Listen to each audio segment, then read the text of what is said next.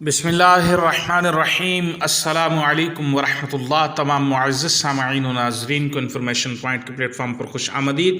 सामईन व नाज़रीन, हमारी आज की वीडियो के अंदर हम जानेंगे गमों और फ़िक्रों को दूर करने के लिए इमाम शाफ़ई रहमतुल्लाह ताला अलैह का बताया हुआ तरीक़ा, इमाम शाफ़ई का बताया हुआ इलाज जिससे गम और फ़िक्र दूर होता है। सामईन व नाज़रीन, सिफ़तुस्सलात नामी किताब में इमाम शाफ़ई रहमतुल्लाह अलैह का एक कौल नकल है।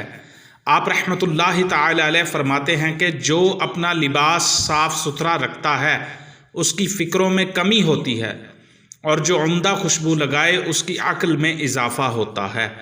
इमाम शाफ़ई का एक कौल है, सिफ़तुस्सलात नामी किताब में नकल है। आप रहमतुल्लाह अलैह फरमाते हैं, जो अपना लिबास साफ़ सुथरा रखता है उसकी फ़िक्रों में कमी होती है, और जो उम्दा खुशबू लगाए उसकी अक्ल में इजाफ़ा होता है।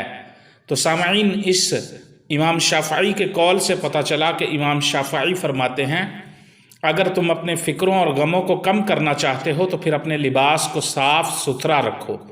इससे तुम्हारी फ़िक्रों में, सोचों में, गमों में कमी आएगी।